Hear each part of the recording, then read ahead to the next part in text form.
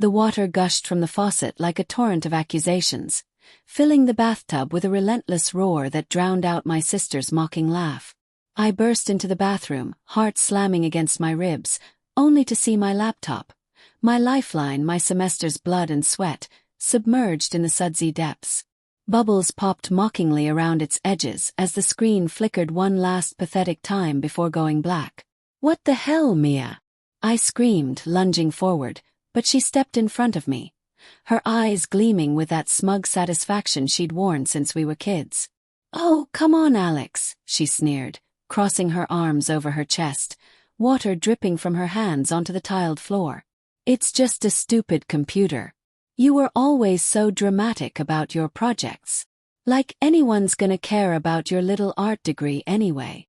Her voice was laced with venom, the kind that had festered over years of her being the golden child, the one who got the praise, the car, the freedom, while I scraped by on scholarships and late-night ramen.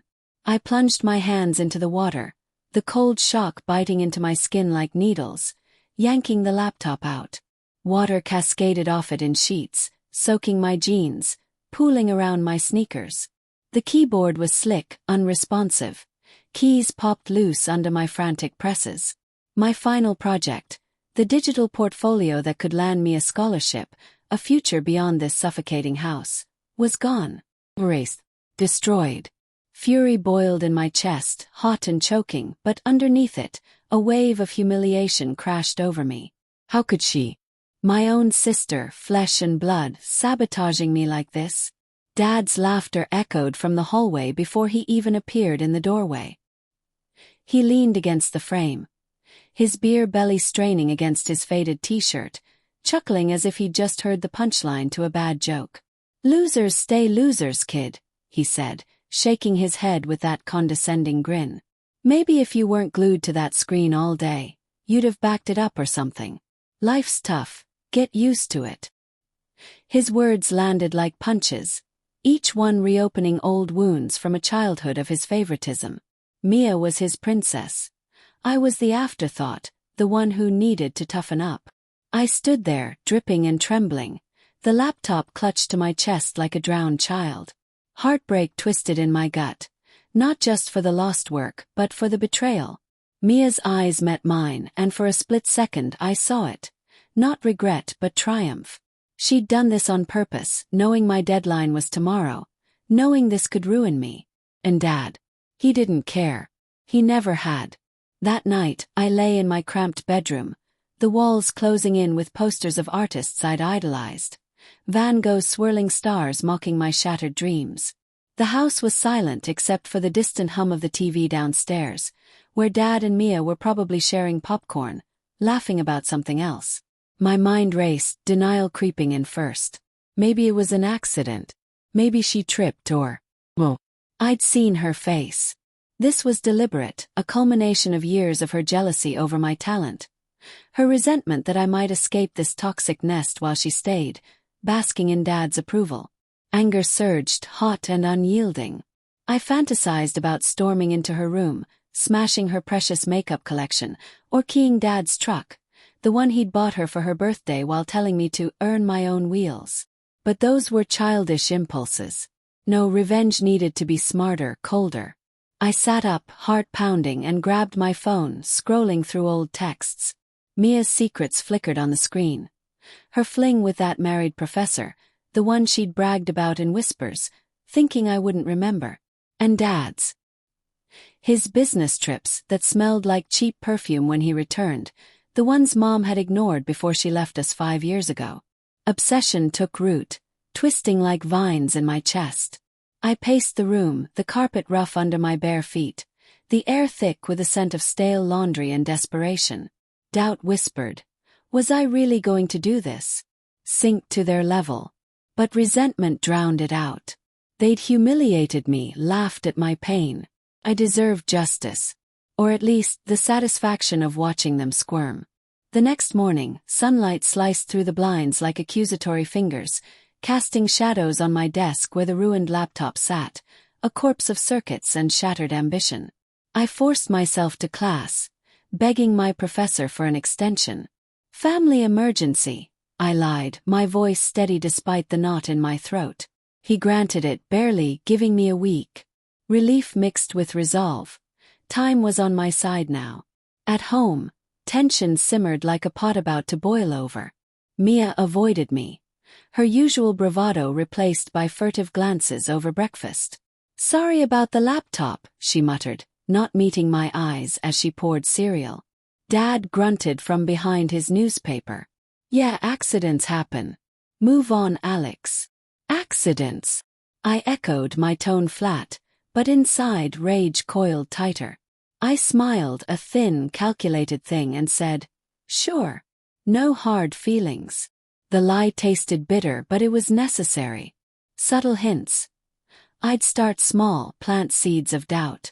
That evening, I accidentally left my phone unlocked on the kitchen counter, a text from a fake number visible. "Heard about Mia and Professor Ellis." Disgusting. Dad didn't notice, but Mia did. Her face paled as she snatched it up, deleting the message before I returned. Let her paranoia brew.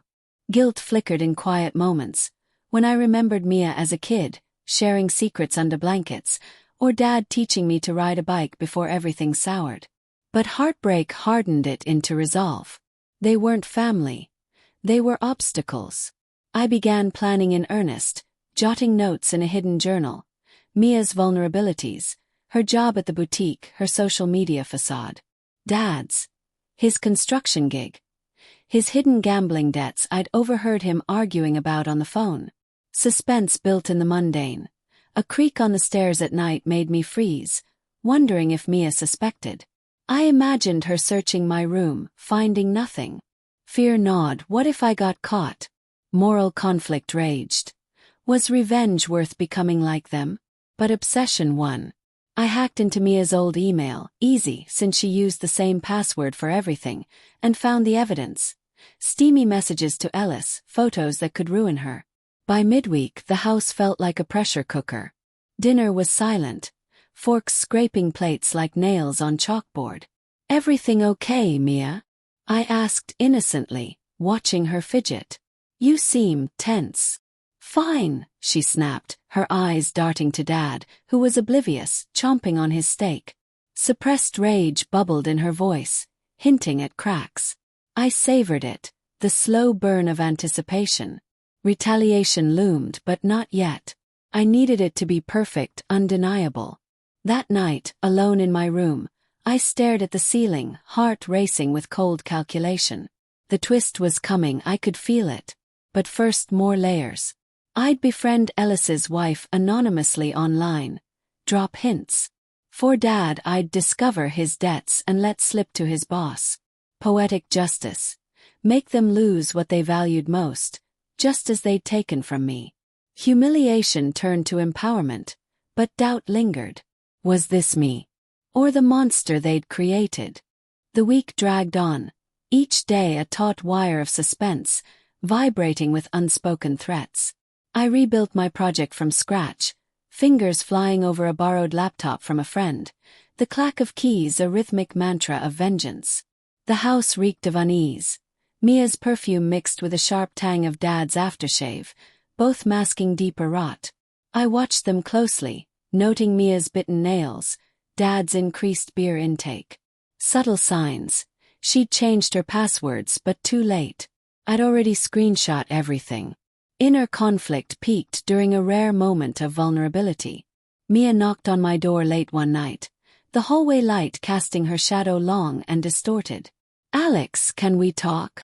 Her voice was small, stripped of its usual edge. I let her in, heart pounding, not with fear but anticipation. She sat on my bed, twisting her hands. "About the laptop. I didn't mean to. It was stupid. I was jealous, okay? You always get the attention for being talented, while I'm just here." Her confession hung in the air, laced with resentment but also a hint of guilt. For a second, heartbreak softened me, echoes of the sister I'd loved. But then I remembered Dad's laugh, her triumph. "Jealous enough to ruin my future?" asked, voice low, probing. She flinched. "It wasn't like that." Dad said you'd bounce back, that it builds character. Dialogue revealed the manipulation. Dad had egged her on, whispering that I was too soft, needing a push. Layered motivations. His own failures projected onto me, her desperation for his approval. Moral complexity hit hard. They weren't villains, just broken people breaking others. But resolve hardened. "Thanks for the honesty," I said, feigning forgiveness. As she left, relief in her step, I sent the first anonymous email to Ellis's wife. Attachments of the affair, timestamps matching Mia's overtime at work. Slow burn, let it simmer. The next day, tension escalated. Mia's phone buzzed incessantly during lunch. She silenced it, face ashen. "Work stuff," she muttered. Dad noticed, grumbling. "What's with you two? Atmosphere's thicker than fog." His obliviousness fueled my obsession. He'd pay soon. Foreshadowing crept in. I overheard a call from his bookie demanding payment. Hidden motives. Dad's gambling had started after Mom left, a crutch for his guilt. But sympathy warred with anger. He'd chosen vice over us. Pacing intensified the quiet calculation. I met a hacker friend from class. Casual coffee, but my questions veered to untraceable accounts. Fear spiked. What if this backfired? Moral grayness loomed. I'd become the betrayer. But fantasies of justice pushed on. Mia fired, Dad exposed. Climax built Friday night. Thunder rumbled outside, rain lashing windows like accusations. Mia burst in, eyes wild. "What did you do?" She thrust her phone at me. Texts from Ellis's wife, threats of exposure. "This is you, isn't it? Payback." Denial first. "What are you talking about?" But her rage cracked open secrets. "You think you're so smart, Alex. But Dad knows about your little schemes. He saw you snooping." Suspense peaked. Had I been caught? Dad stormed in, face thunderous. "What's going on?" Dialogue heightened. Mia accused, I deflected, layers peeling. "She destroyed my work." I shouted, raw emotion spilling. "And you laughed." He paused, guilt flickering. "I was trying to toughen you up. Life ain't fair." But his voice wavered. Moral conflict in him too. The twist detonated. As they argued, my phone pinged. An email from my professor. Scholarship awarded, based on the rebuilt project. But attached, evidence I'd submitted anonymously of Mia's affair impacting her job. She'd used work email. And for Dad, I'd tipped his boss about the debts. Embezzlement whispers. Mia's job called, she was fired. Dad's phone rang, his foreman furious. Poetic justice. They lost security just as I'd lost mine. In the chaos I confessed coldly. "You drowned my future. I drowned yours." Shock rippled, Mia's tears, Dad's defeat. Unexpected consequence. Dad broke down, admitting his failures, begging forgiveness. Heartbreak resurfaced. Revenge tasted hollow. But as they reeled, I packed my bags. Freedom tainted by guilt. Obsession faded, leaving resolve. Betrayal begets betrayal, but I wouldn't stay a loser. In the rain-slicked driveway, engine humming, I glanced back. Their silhouettes in the window. Broken but alive. The twist, maybe they'd change. Or maybe not. Either way, I was gone.